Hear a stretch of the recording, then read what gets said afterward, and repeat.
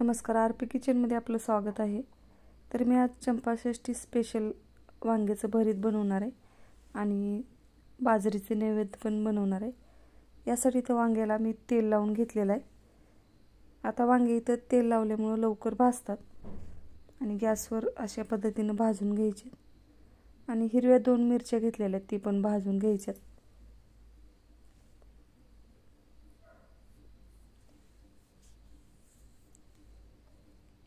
आता वांगे थोडं थोडं असं फिरवून भाजून घ्यायचे। खालचा भाग भाजलेला आहे आणि वरचा भाग फिरवून घेतलेला आहे मी। आता इथं वांगे भाजून घेतलेले आहेत। आता ही प्लेटमध्ये काढून घ्यायचे आहेत आणि थंड झाल्यावर काळपट भाग बाजूला काढून टाकायचा आहे आणि मधला भाग घ्यायचा आहे आणि याचं मधला गर काढून घ्यायचा आहे।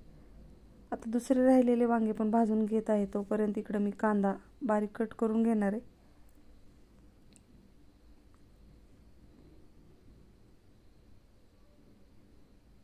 आता इथे मी 2 कांदे घेतलेले आहेत एवढ्या वांग्यासाठी। तर माझ्याकडे कांद्याची पात नसल्यामुळे मी इथं कांदे वापरत आहे। तुमच्याकडे जर कांद्याची पात असेल तर वापरू शकता। आता इथं वांगे पण भाजलेले आहेत। वरचं काळपटपणा बाजूला काढून टाकायचं आहे आणि मधला गर काढून घ्यायचं आहे। वांगे किडके आहेत का ते बघून घ्यायचे। घेतानाच मी किडके नसलेले वांगे घेतलेले आहेत, तरी पण मधून एखाद्या वेळेस दिसतं किडका असलेलं, त्यामुळे बघून घ्यायचे। आता याच्यामध्ये कांदा घेतलेला आहे टाकून। आता याच्यात वांग्यामध्ये कांदा कट केलेला टाकायचं आहे। आता इथे मिरची मी बारीक पेस्ट बनवलेली आहे, ती पण टाकायची। थोडीशी कोथिंबीर टाकायची बारीक कट करून।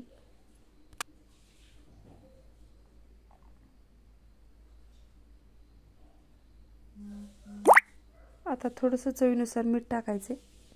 गॅसवर कढई ठेवायची।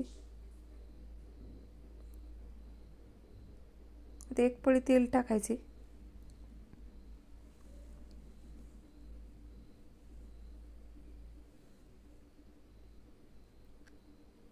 जिरे आणि मोहरी टाकायची। लगेच याच्यामध्ये वांग आणि कांदा टाकून घ्यायचं आहे भाजलेलं आणि छान असं तेलामध्ये परतून घ्यायचं आहे।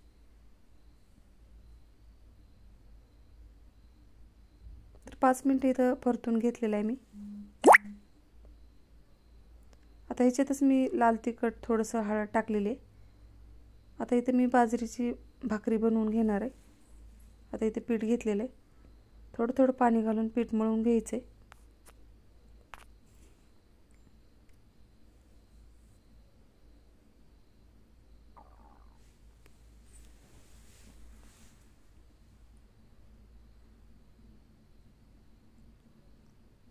आता इथे पीठ मळून झालेलं आहे। आता भाकरीचा उंडा तयार करून घ्यायचा आहे।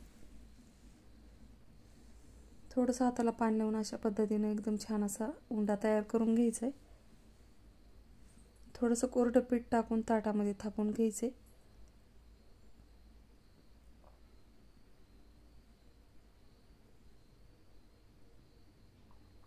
तर अशा पद्धतीनं भाकरी थापून घ्यायची थोडंसं पीठ लावून।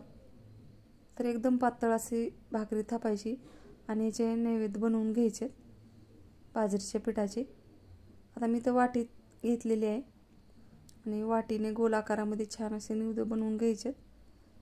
या पद्धतीने बनवल्यावर एकसारखे निवेद्य तयार होतात आणि भाजायला पण सोपं जाते आणि लवकर होतात। अशा पद्धतीनं नैवेद्य बनवलेस तर मी इथं 7-8 नैवेद्य बनवणार आहे आणि गॅसवर तवा ठेवलेला।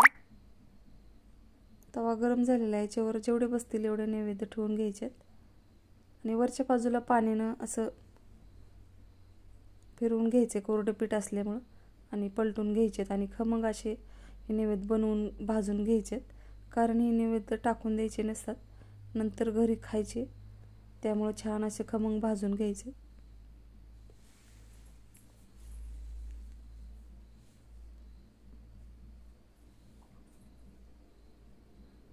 आता इथं नैवेद्य तयार झालेले ते एका प्लेटमध्ये काढून घ्यायचेत।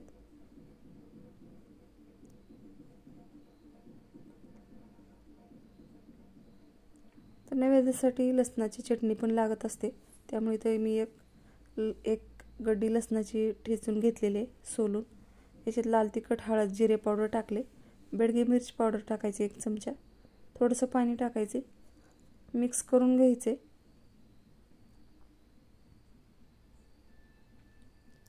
एक चमचा तेल टाकायचे आणि याच्यामध्ये ही लसूण पेस्ट टाकायची. तेलामध्ये तेल सुटेपर्यंत याला तळू द्यायचे. आता इथे लसूण चटणी तयार झालेली आहे, बघू शकता.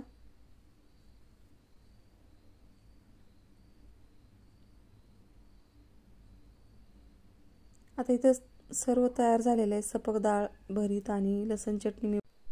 आता एका प्लेटमध्ये नैवेद्य तयार करून घ्यायचे. मी गव्हाच्या पिठाचा एक दिवा पण बनवलेला आहे, थोडासा भाजून घेतलेला आहे. याच्यामध्ये तूप टाकायचे. आता मी सुरुवातीला भात ठेवून घेतले नैवेद्यावर. थोडीशी लसूण चटणी पण ठेवायची.